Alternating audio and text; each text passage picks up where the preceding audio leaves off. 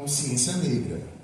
Porém, só em dezembro do ano passado foi institucionalizado como feriado. Então, como data de resistência, data de reflexão... Professor Rafael, da UFCG Campus Sumé. Porém, a gente está vivendo o primeiro feriado da consciência negra. Então, não deixa de ser um marco histórico. E eu vou fazer uma breve apresentação sobre a contribuição de colegas cientistas negros para a biotecnologia, que é o foco aqui do nosso workshop Ciências Naturais. Sétimo workshop de Ciências Naturais e Biotecnologia. Houve aqui a presença do reitor Antônio Fernandes. Então, primeiramente, eu queria fazer referência à maravilhosa Jaqueline. Talvez muitas pessoas tenham ouvido ela na mídia. No início da pandemia, Magnífico reitor Antônio Fernandes, presente no evento. Nos holofotes, pelo seu brilhante trabalho encabeçando Blog Ciências da Educação, editado pelo professor Rafael. Do genoma do novo coronavírus. Ela fez isso impressionante. Coordenador do curso do mestrado. Horas. No próximo slide,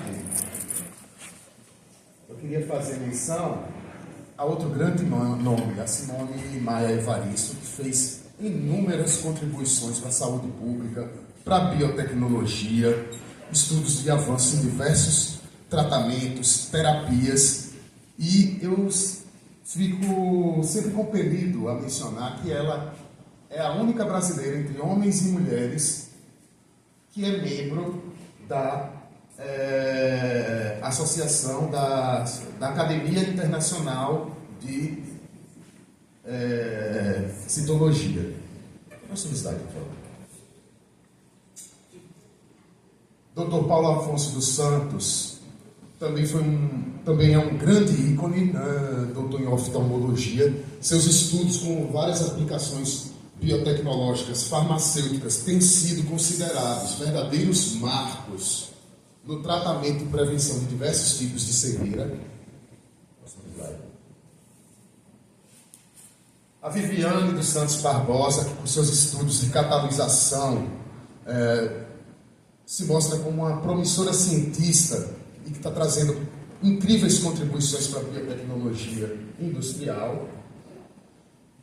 E para finalizar, não menos importante, o já falecido, já finado Oswaldo, professor Oswaldo Luiz, ícone da área de química, fez contribuições incríveis para a nanotecnologia e para a biotecnologia em todo. Então, o que a gente observa, ainda num país com muitos resquícios segregacionistas, separatistas, escravagistas, nós tivemos pessoas brilhantes de origem afro, porém que a gente precisa refletir nesse dia que existem muitos obstáculos que essas pessoas enfrentaram para chegar onde chegaram. E eu queria trazer na data de hoje um ponto de reflexão. Quantas Vivianes Barbosa, quantas Jaqueline Góes, quantos Paulo Santos não estão aí presos, ainda minados e atrapalhados no seu brilhantismo pelos obstáculos impostos à sua origem étnica. Então, isso é uma luta de todos nós, Quem ganha, logo assim de cara, vamos dizer, são esses brilhantes colegas cientistas que vão ter sua oportunidade, sua justiça restabelecida. Porém, a sociedade como um todo, principalmente a ciência e a biotecnologia, agradecem. Próximo slide, eu quero fazer referência a um assunto que eu convido todo mundo que tem interesse em genética, em biotecnologia, a falar, a refletir, Não deu para citar todos os cientistas aqui, porque a lista é muito grande. Muito grande. Apesar da lista de exemplos ser muito grande, proporcionalmente, a presença de cientistas acadêmicos negros ainda é muito pouca. Então, eu quero convidar também vocês a depois darem uma olhada no estudo seguinte. Pode passar o próximo slide. É um assunto que muita gente considera polêmico, mas o racismo ele já é um equívoco desde sua essência. Porque do ponto de vista genético, evolutivo, biológico, não há raças. Raça é um conceito sociológico, cultural, porém a espécie humana ela é monorracial. E isso, gente, é comprovado por um estudo no American Anthropology Journal. O nome do estudo é Human Races, a Genetic and Evolutionary Perspective, raças humanas, uma perspectiva genética e evolutiva, onde o professor Alan Templeton ele faz uma coleta, uma amostragem amplíssima durante 10 anos, coletando em todas as regiões, todos os continentes, quase todas as nações do mundo, diversas etnias, usando vários marcadores, mitocondrial, genes nucleares, gene do cromossomo Y, e assim, não encontrou nenhuma evidência de que exista, do ponto de vista genético, segregação humana. Ou seja, somos uma grande família. Às vezes a gente dá um valor cultural, social muito grande a algumas características que do ponto de vista são muito sutis, como a tonalidade da pele, a textura do cabelo, a textura dos lábios, epicantos, expressões faciais. Isso eu falo um pouco melhor no meu vídeo no canal, que para ser um pouco mais rápido eu vou deixar entre uma programação e outra para vocês verem.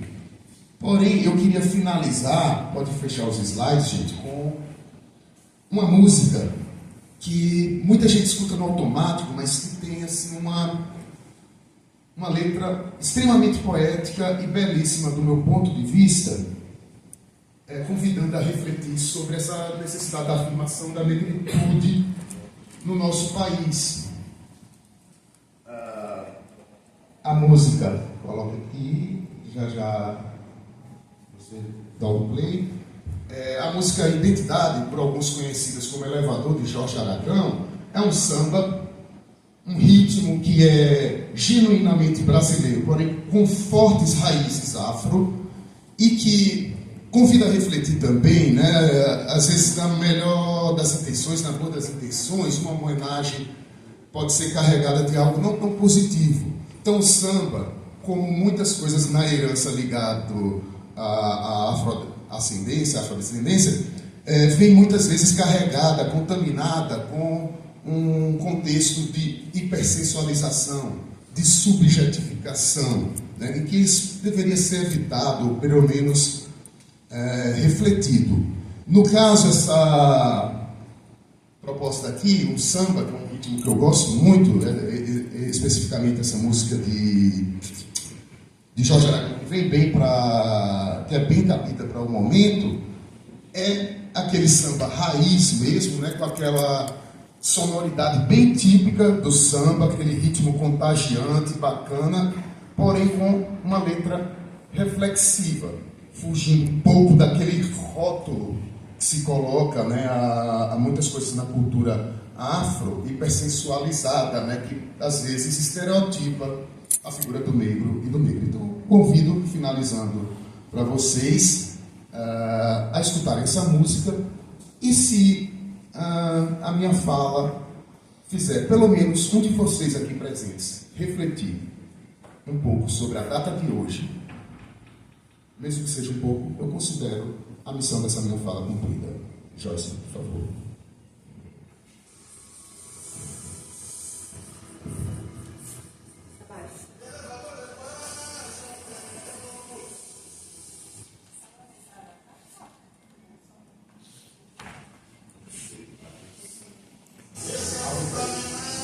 Sétimo Workshop de Ciências Naturais e Biotecnologia, promovido pelo curso de mestrado da UFCG Campus Cuité. Coordenador, professor Luiz, vice-coordenadora, professora Magnólia. Abertura hoje, dia 20, dia feriado nacional Dia da Consciência Negra. Jorge Aragão.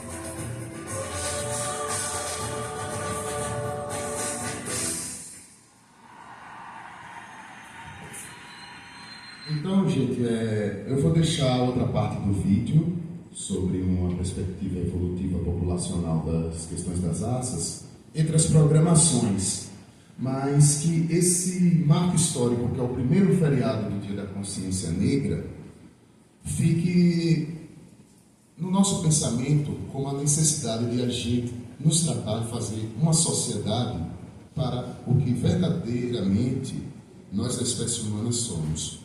Uma grande família. Obrigado. Professor Rafael da UFCG Campus Sumé. Marinalha, convido você de novo para compor a mesa e chamar os demais. Agora é com você.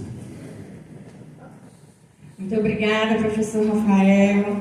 Foi brilhante. Espero que tenha tocado os corações. Agora nós vamos...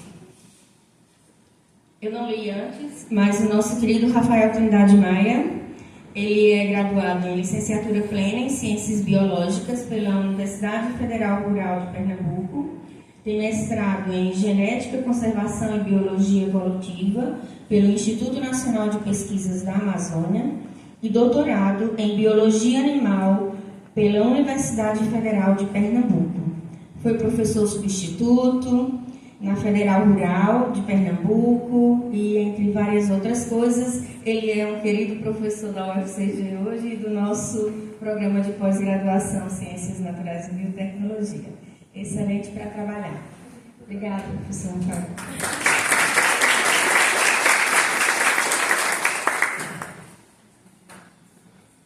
E agora, dando prosseguimento à nossa mesa, Alan não veio. Andrei. Professora Marisa. Nosso querido Presente.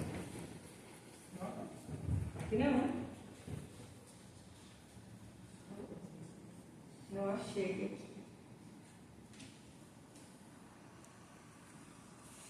Abertura do sétimo workshop A gente vai dar continuidade à Ciências nossa Naturais mesa e de abertura, Biotecnologia. convidando o nosso querido reitor, professor... Reitor afastado, viu, gente? Porque eu não sei dizer o nome. Aí... que está conosco hoje pela primeira vez. E é uma maneira comum que a gente tem no nosso programa de convidar os reitores e pró-reitores para os eventos do programa. E Temos o nosso reitor aqui presente, e convido o professor Antônio Fernandes.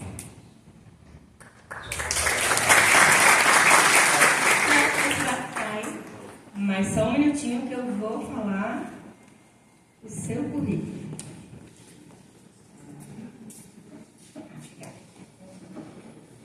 O professor Antônio Fernandes Filho, ele possui graduação em Farmácia Bioquímica pela Universidade Federal da Paraíba e doutorado em Farmácia, Fisiopatologia e Toxicologia pela Universidade de São Paulo.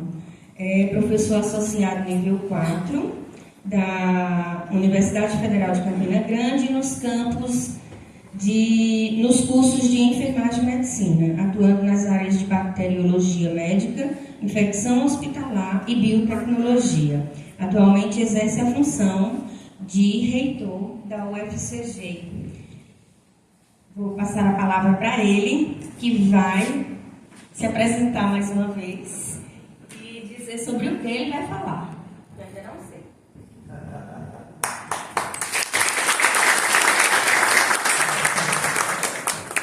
Bom dia a todos que estão aqui, os que nos acompanham pelas redes sociais. É um grande prazer estar aqui, ainda mais numa data como essa importante, né, como dito pelo professor Rafael. É a primeira vez que se comemora como feriado a data da consciência negra do país. Uma reparação, ou uma pequena reparação, já que devemos tanto a esses povos. Então, dizer do prazer de estar aqui com vocês nesse feriado, estar com colegas, porque sei que grande parte da plateia são egressos do curso de farmácia, que é o meu curso de formação, e é um curso que está, vamos dizer, nas entranhas da minha família, né? Eu sou filho e neto de farmacêutico. Então, dando continuidade a essa gênese familiar, também me apaixonei pela farmácia, ao curso do qual carrego aí minhas experiências e vou trazer um pouco dessa história de professor, de gestor, que acabei dentro do curso de farmácia, dentro da perspectiva de professor, migrando também para a área da gestão. Eu peço licença à organização para não usar a mesa, é uma questão mesmo de professor, de chegar perto das pessoas, da plateia, e eu faço muita questão de, sempre que tem um evento, estar próximo de quem me assiste. Agradecer à professora Magnólia pelo convite, aceito imediatamente, né? Eu já estava de férias, estou de férias, estou também licenciado no cargo de reitor. Então, quem está aqui é o professor Antônio. E agradecendo esse convite, perguntei o que eu poderia ajudar, o que poderíamos conversar, o que poderíamos dialogar nessa manhã. E foi me sugerido o tema, né, de interiorização, expansão do ensino superior e também da pós-graduação. Exatamente por essas vivências que tanto eu, e tenho certeza que vocês também, têm enfrentado ao longo dos anos. Estamos localizados, né, neste campus em especial, na região, aliás, toda a universidade, toda a UFCG, é a universidade do interior. Desde a sua sede, Campina Grande, até o último campus, e aí não colocando Cajazeiras como o último, inclusive sou lotado em Cajazeiras, mas geograficamente falando, é o campus mais distante do campus sede, né? 4 horas do campus sede. Então, toda a nossa universidade é a universidade do interior. Então, vamos falar da gente, das nossas experiências enquanto universidade, que tem 22 anos. 22 anos, a gente pensa que a universidade é bem novinha, né? Mas se a gente repara bem na coisa, a gente tem mais anos atrás. atrás, porque viemos de um desmembramento de uma outra grande instituição que era a UFPB e que já tinha campos, né, nas cidades de Cajazeiras, Souza e Patos. Então, com a interiorização do ensino, com a política de interiorização do ensino do governo federal, na época de Lula, primeiro mandato, essa política foi se aprimorando, foi se estendendo e outros campos foram abertos em outras regiões do país. Então foram criados campos de Cuité, no nosso caso, campos de Sumé, campos de Pombal, né? E outras perspectivas estão em andamento também. Tendo em vista que essa expansão ela é contínua em nível de país. Na nossa universidade teve uma parada, porque precisamos consolidar a nossa universidade, né? Precisa dar passos ainda muito largos para consolidar a nossa instituição, mas eu digo que a gente está no caminho certo, né? Bom, quando a gente fala em expandir, interiorizar, a gente pensa que é a mesma coisa, mas não é, são coisas complementares. A gente pode expandir sem interiorizar, que era o que acontecia.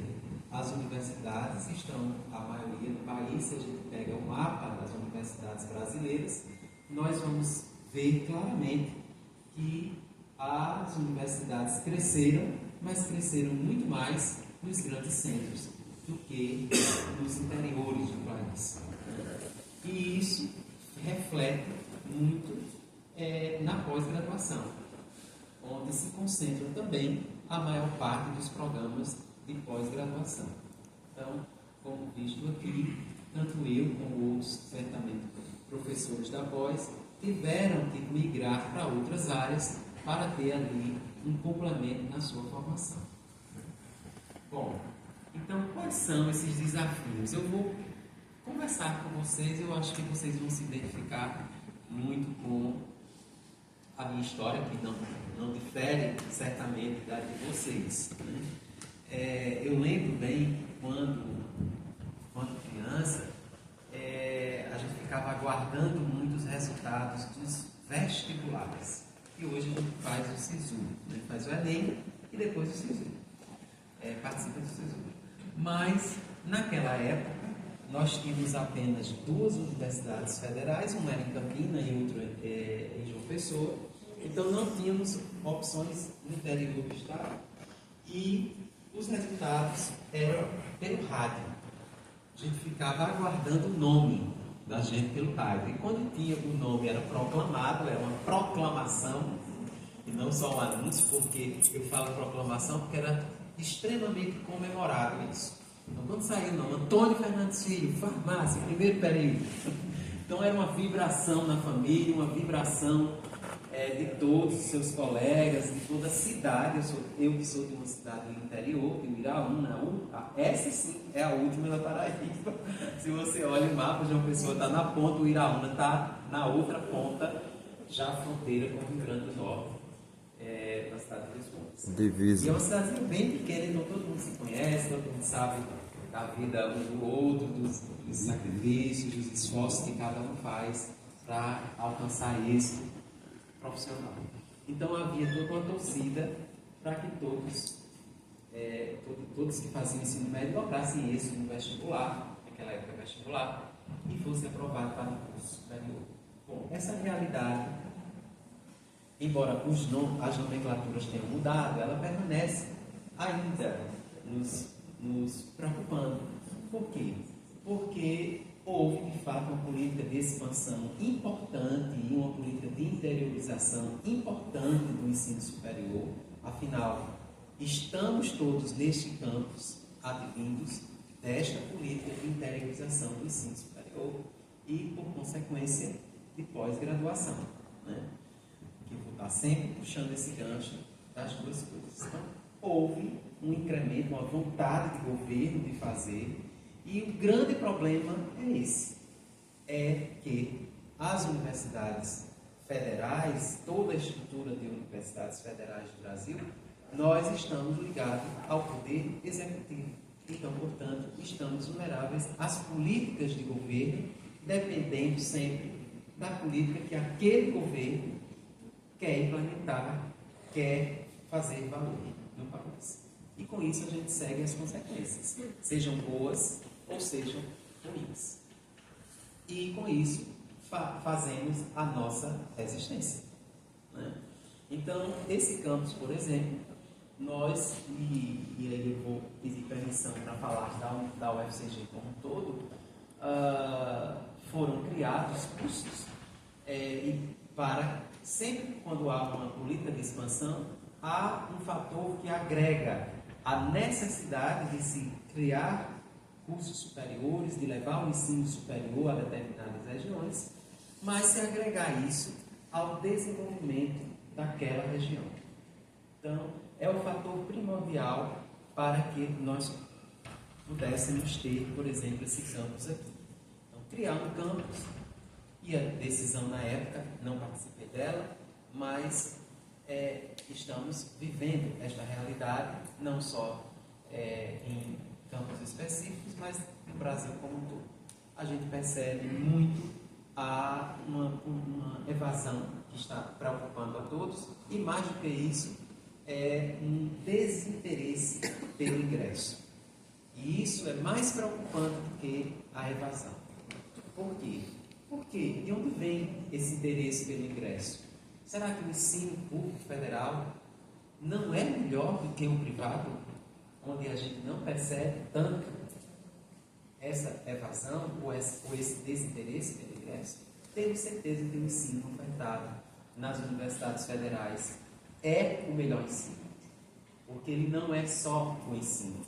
Nós não fazemos só ensinar em sala de aula, nós fazemos pesquisa, nós fazemos muito bem extensão universitária, nós fazemos muito bem inovação. Então, por que as pessoas não querem vir para a UFCG? Por que as pessoas não querem ir para outras universidades de ensino superior público do país? De onde vem esse desinteresse? De onde vem essa evasão? E isso são coisas que todos nós que fazemos parte da universidade devemos nos preocupar no nosso dia a dia. E não é só o gestor. Essa pergunta é feita sempre, em todos os debates, em todas as palestras, em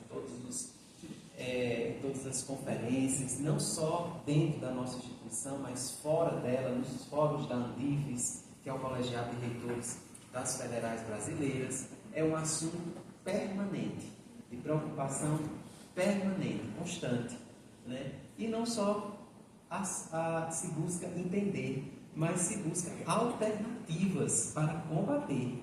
E uma delas do meu ponto de vista, é que nós nos mostramos pouco. Nós nos mostramos pouco. Nós, por exemplo, hoje, este e os demais campos da instituição deveriam todos estarem abertos. A minha experiência enquanto uspiano era aos sábados estar como pós-graduando, esperando no laboratório que eu fazia parte, alunos do ensino médio.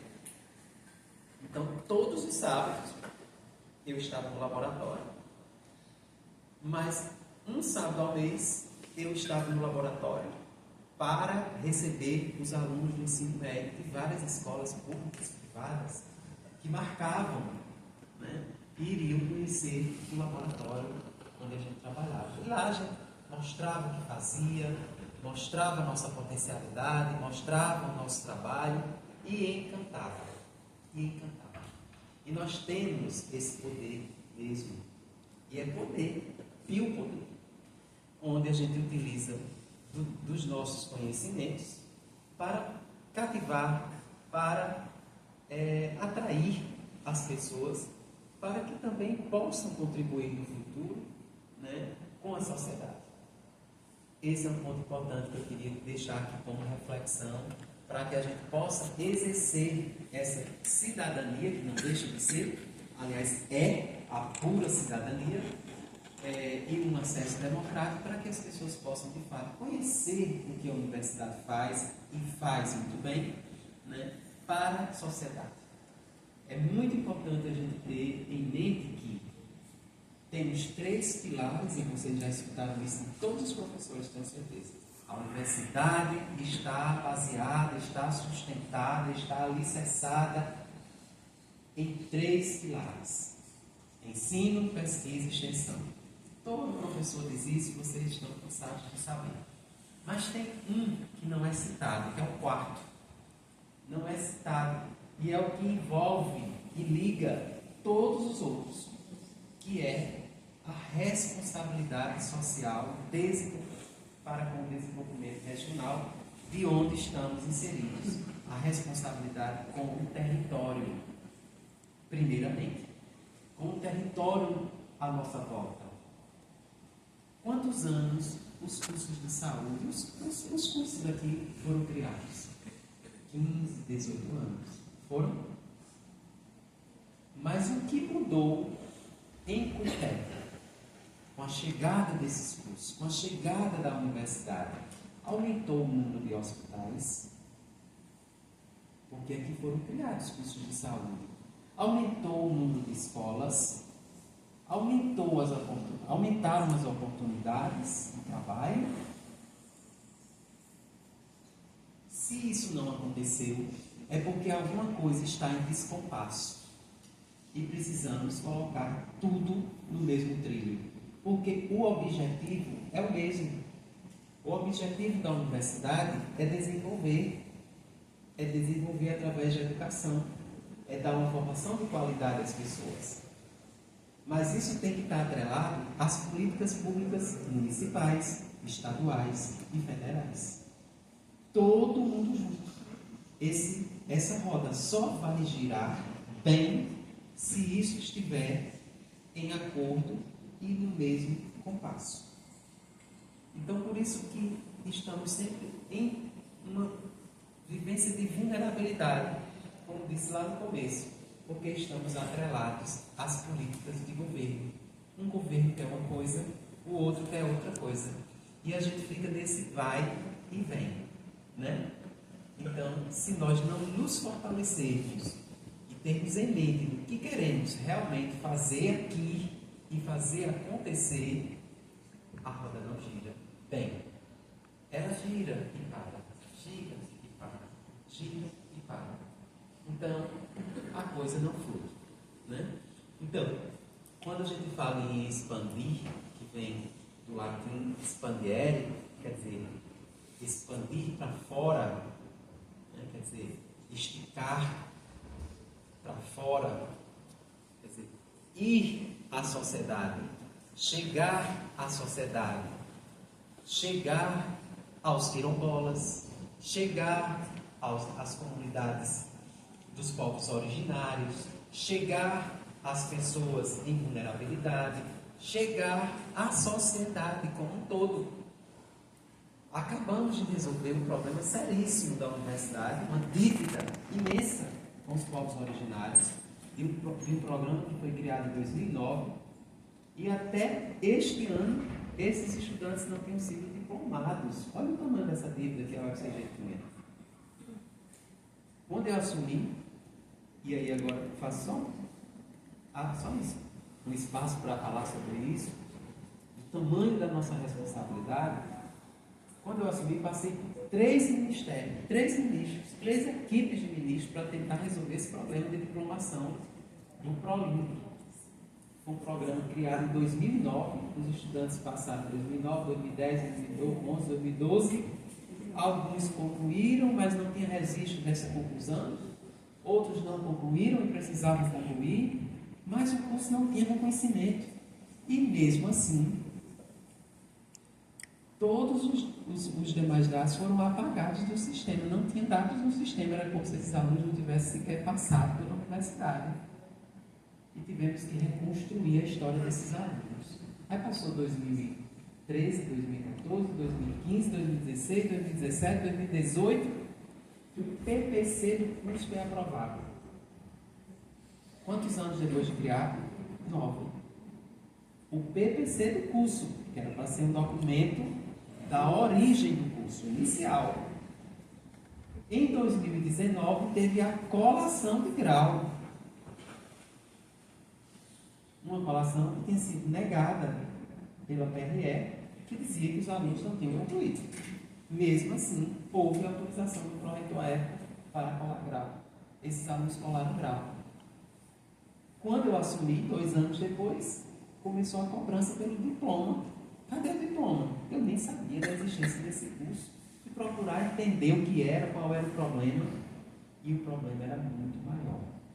O curso não tinha passado por nenhuma etapa de reconhecimento. Então, o curso não era reconhecido. E passados 12 anos de sua criação, para o MEC, esse curso estava nulo, porque nenhuma disciplina podia ser mais aproveitada. Tudo que os alunos tinham feito estava perdido. Era isso que a gente tinha de resposta no primeiro ministro que tratamos, no segundo ministro que tratamos. O primeiro, Vitor Ribeiro, o segundo, Vitor Godoy, e o terceiro, Camilo Santana. Todos 3 disseram a mesma coisa. Esse problema não tem solução. A universidade vai ter que arcar por sua responsabilidade. Imagine o que ia acontecer. 51 estudantes, 51 indígenas de Bahia da Traição. Bom, eu não sou aquela pessoa que me conforma. Eu acho que essa é um defeito. Talvez para alguns uma qualidade. Para mim é um defeito, porque existe muito em mim. Então eu sou aquela pessoa que persegue até conseguir. E aí eu teimei, fui a ministra dos povos originários, que nos ajudou bastante, e sensibilizei a secretária da SECADI, Sara Figueiredo, que foi uma das pessoas que mais nos ajudaram nisso. E em uma semana, o problema foi resolvido. Nós tivemos uma belíssima colação de grau, realizada no terreiro Potiguara, por escolha deles, que eu perguntei: querem colar grau na universidade ou querem colar grau lá na aldeia? Eles disseram na aldeia. E foi a melhor coisa que eles podiam fazer, porque foi lindo. Obviamente que depois dessa tomada de decisão do MEC, nós corremos atrás para regularizar a situação desses estudantes, fazer as defesas dos que não tinham defendido o TCC, e passamos pelo reconhecimento que chamamos de atípico. Nós não podíamos passar mais pelo reconhecimento normal, porque tínhamos se passado tanto tempo, e se fosse por esse caminho, não podíamos fazer nada. Mas eu dei essa ideia, e o MEC acatou, e conseguimos resolver, conseguimos, de fato, pagar essa dívida, e mais do que isso, ofertar regularmente, a partir do próximo ano, o curso de licenciatura intercultural indígena. Por quê? Porque juntamos as mãos. Porque houve unidade de pensamento, de querer, de desejo. Porque não basta só criar estruturas. Não basta. Criar, inclusive, é até fácil. Construir prédios é até fácil. Mantê-los é que é difícil. Como mantemos nossos cursos aqui? Todos nós sabemos a dificuldade que é dar aula de qualquer disciplina prática, que envolve o uso de reagentes, que envolve o uso de equipamentos, a maioria obsoletos. Isso é a realidade da nossa universidade. E não só da nossa realidade, da nossa universidade, de todas as outras federais. Então, quando eu falo em unidade, em união de esforços, é que a gente tem que sair do nosso local de comodidade para ir em busca destas parcerias, destes recursos extra-orçamentários, para que a gente consiga, de fato, ofertar aqui um ensino de qualidade bom, de excelência, e consiga atrair nossos alunos, mais alunos, para mudar também as suas realidades. E a gente muda mesmo. Basta vir a uma colação de grau para ter certeza disso. Eu faço questão de ir a quase todas. Eu só não vou, eu não consigo, quando é muito próximo uma da outra. Porque tem colação de grau, semanas de colação de grau, tem 3 colações de grau no mesmo dia. Então não dá tempo eu sair de um campus para ir para outro. Mas eu faço muita questão de participar dessa solenidade de colação de grau. Sabe para quê? Para ter certeza do papel importante, transformador da universidade. Porque basta a gente olhar para o lado, para o outro lado. Não dos alunos, não dos formandos, mas para o outro lado. O lado onde se encontram os pais, os responsáveis pela formação, que não tiveram o mesmo direito, a mesma oportunidade de seus filhos, de seus netos.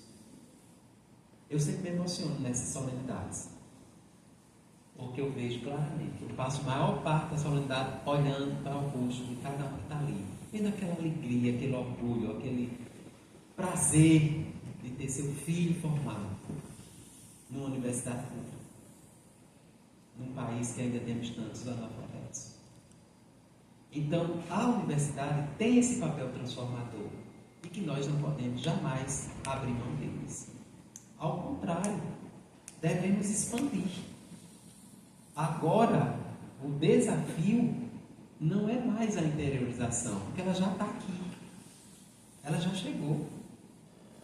Agora, o desafio é mantê-la com qualidade e expandi-la. Então, quando eu falo que foi criada uma área de saúde, concurso de farmácia, concurso de enfermagem, concurso de nutrição, uma área e sem hospital universitário.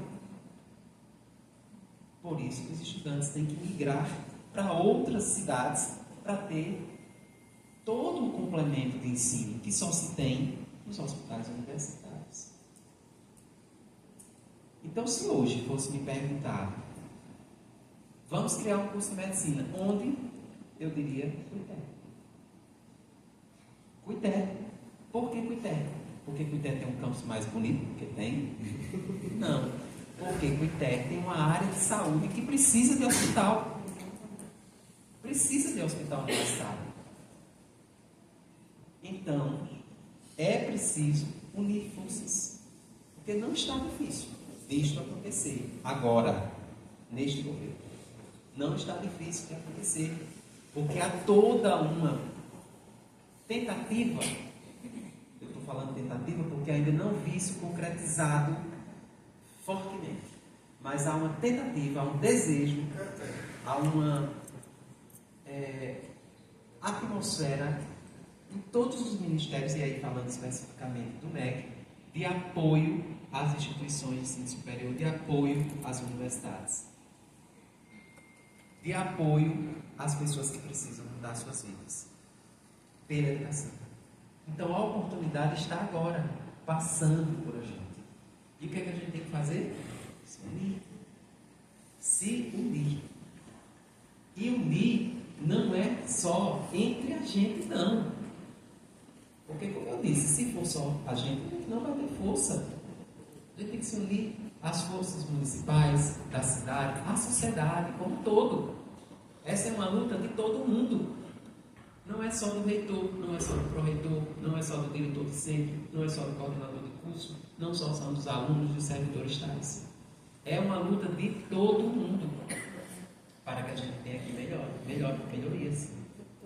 Foi criado também na área de ensino, cursos na área de licenciaturas, que é um forte mesmo, uma forte sinalização do governo de incentivo às licenciaturas, a formação de professores.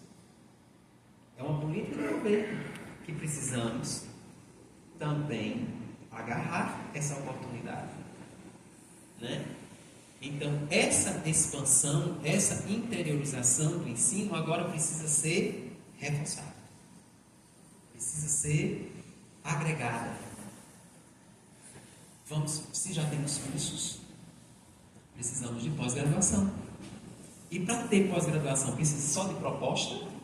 Boas propostas, eu tenho certeza que aqui tem sobrando. Não. A gente precisa, de novo, de unidade. Nós não precisamos brigar entre si. Ao contrário.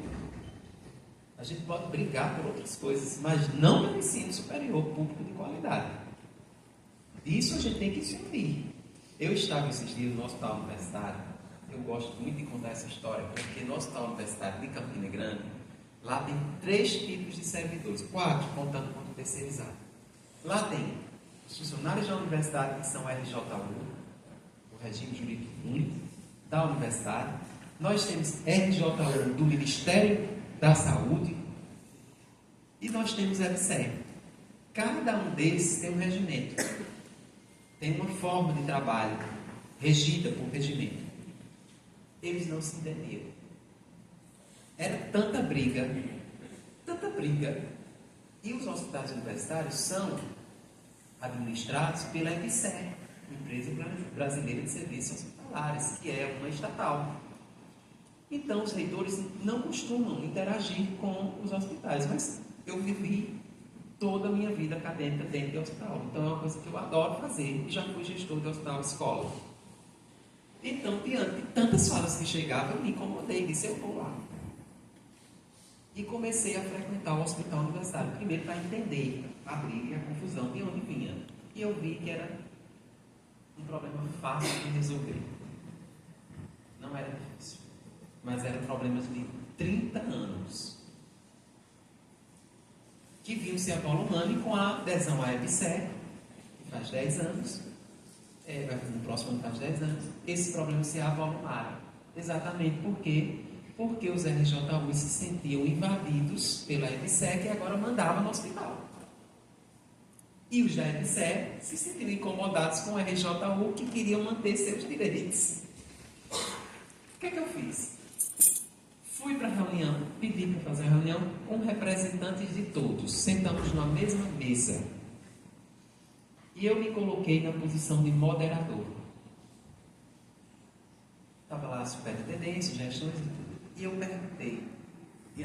Aí uma zoada, todo mundo gritando, cada um dizendo o seu direito. É porque ele, é porque aquele, é porque isso, é porque aquilo.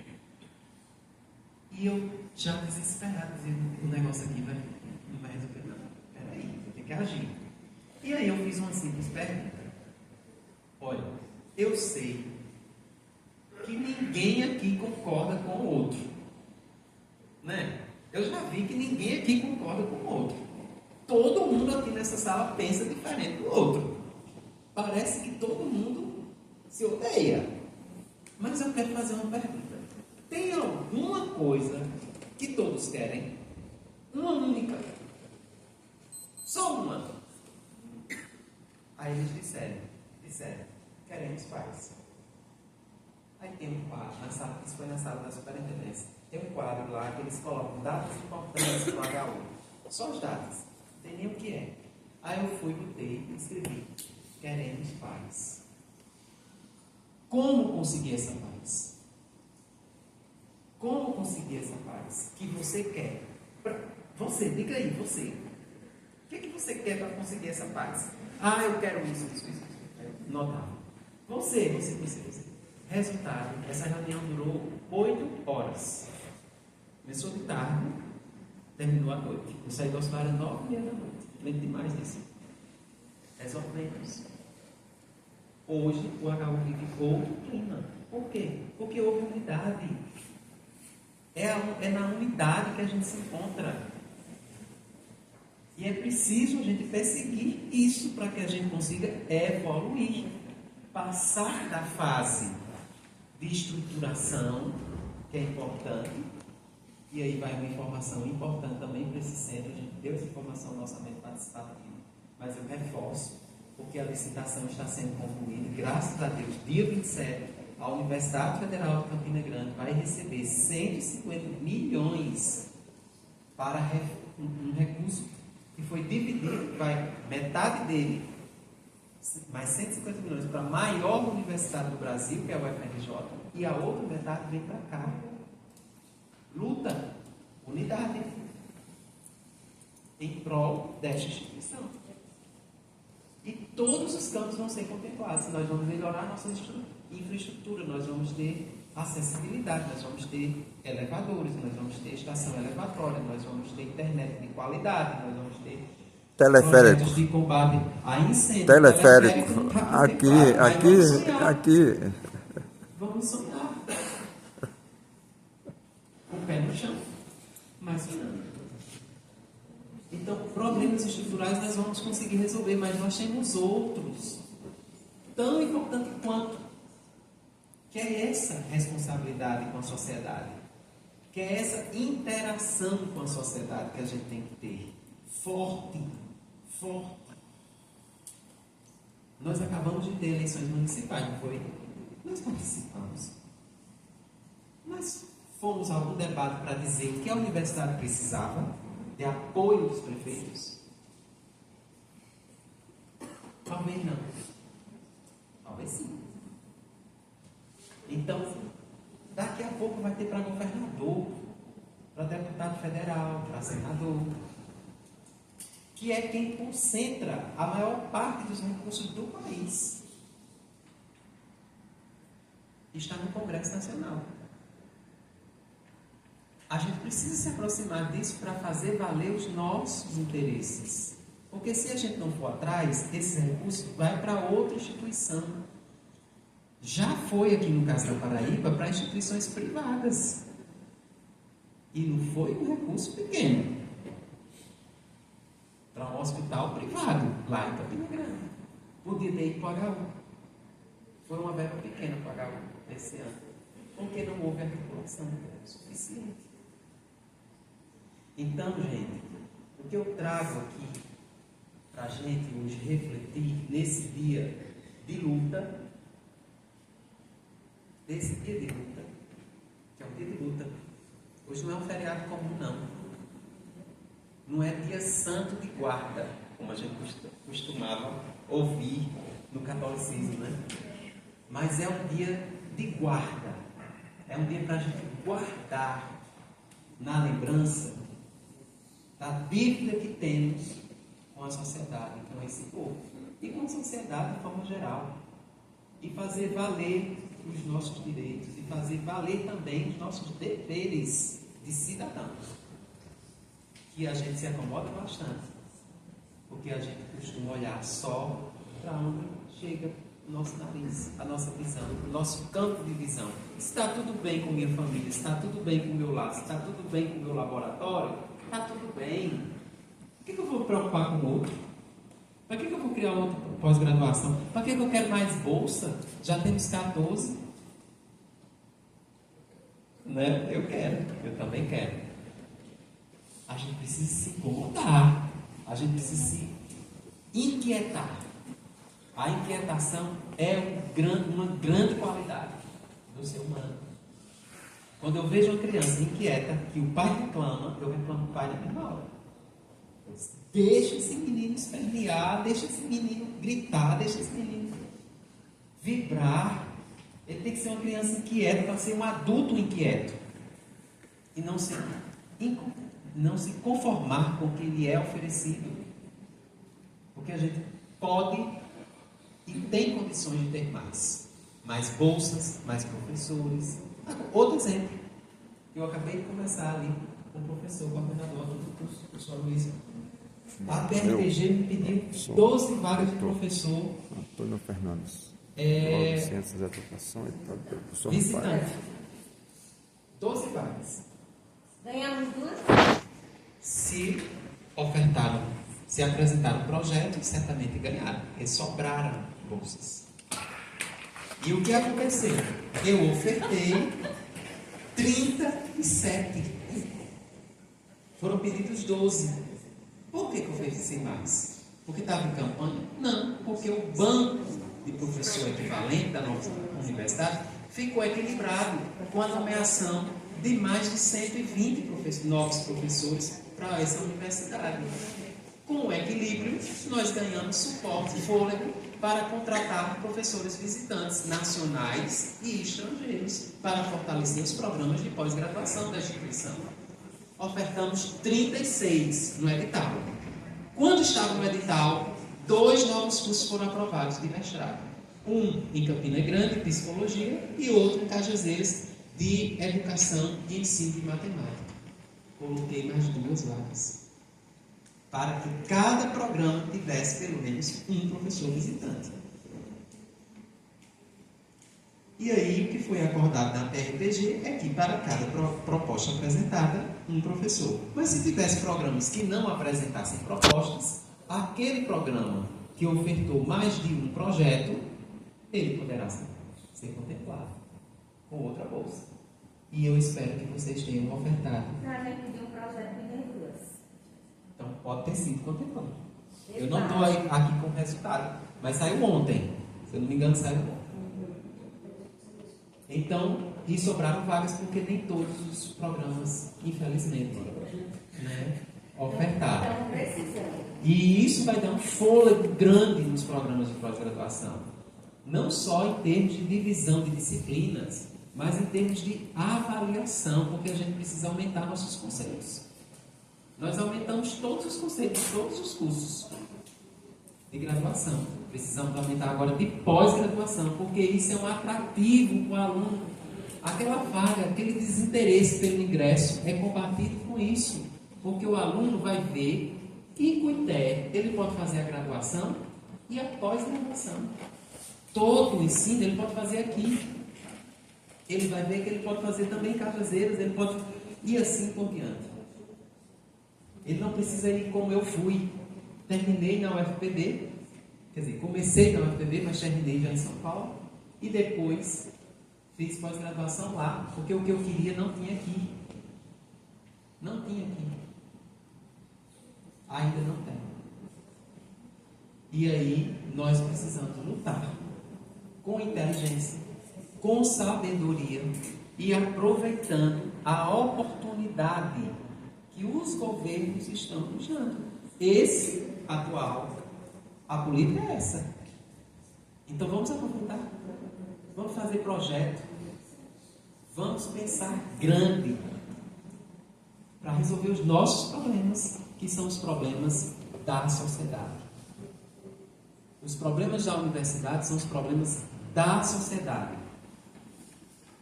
A universidade está para a sociedade, ela não está para ela. Se ela estiver olhando só para ela, ela vai ficar onde está, estagnada. Mas se ela olha para a sociedade e resolve os problemas que a sociedade nos traz para resolver, porque isso acontece todos os dias. Todos os dias a universidade é interpelada a dar solução, não é? Vocês que são da universidade, professores, intelectuais, são os pensadores. O que vocês me dizem sobre isso? O próprio presidente, quando nos reuniu, todos os reitores, do último encontro que tivemos, ele fez uma provocação na universidade. Ele disse: em todo canto que eu chego só se fala em inteligência artificial. Cadê os projetos de inteligência artificial? Vocês da universidade tragam, que eu vou, levo para a e vou em busca de financiamento. Foi a provocação que o presidente fez das universidades naquele momento, onde ele estava anunciando o plano de aceleração do crescimento da educação. E a UFCG apresentou, entregou, fez sua parte. Estamos aguardando e, se Deus quiser, teremos a aprovação desse projeto. Então, é isso. Expandir, tivemos a nossa fase e continuamos, porque as perspectivas de expansão continuam, desde que tenham projetos de fato que possam ser execuídos. Interiorização, nós já temos. A prova é que estamos aqui nesse solo do interior. E o que devemos fazer a partir de agora? Nos unir, nos articular com os poderes outros, municipais, estaduais e federais, juntar forças mesmo, deixar as diferenças ali dentro daquela sala.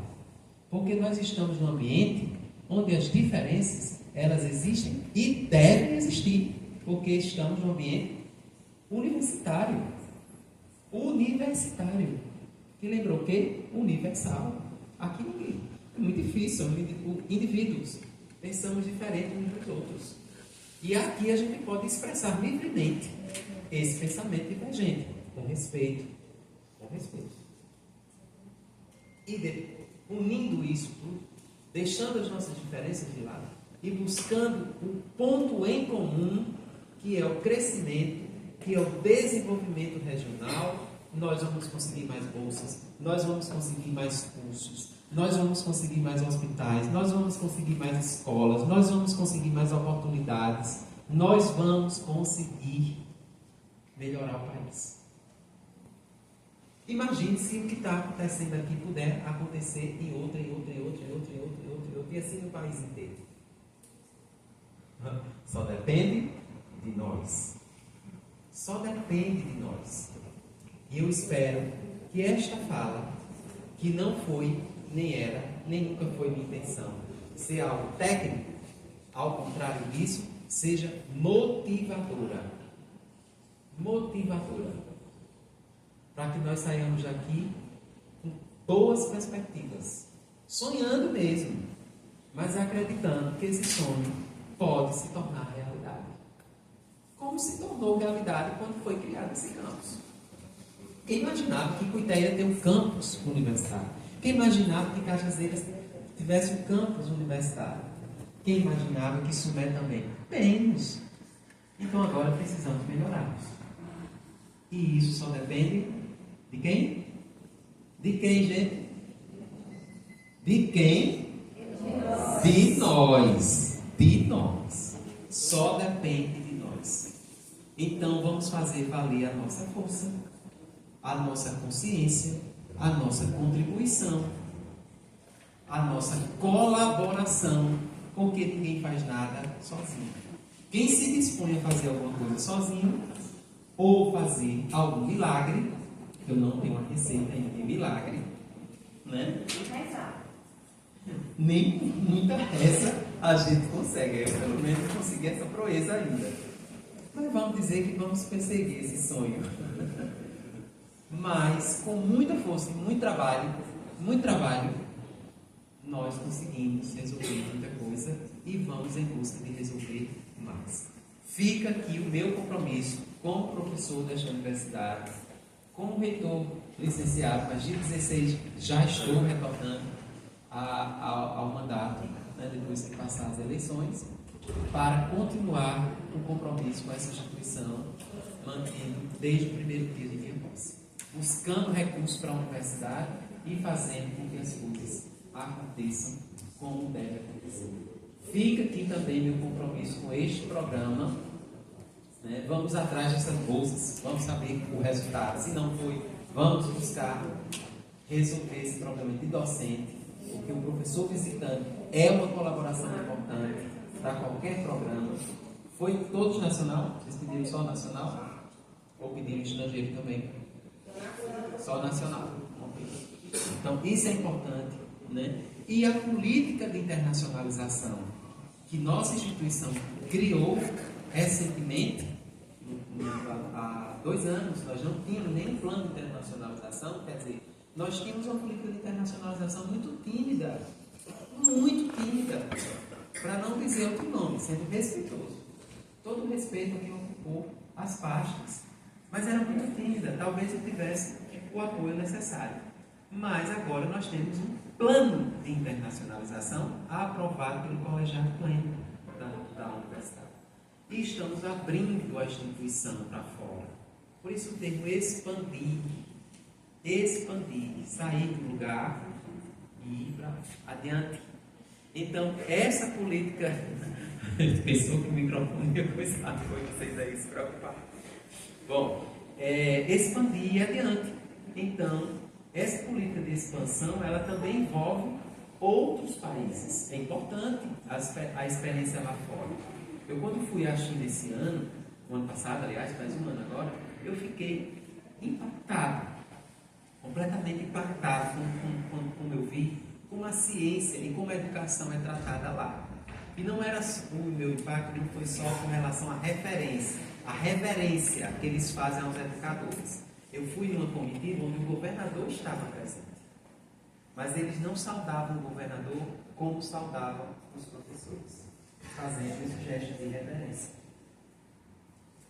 Olhe uma sinalização positiva e forte do valor que aquele país dá à educação.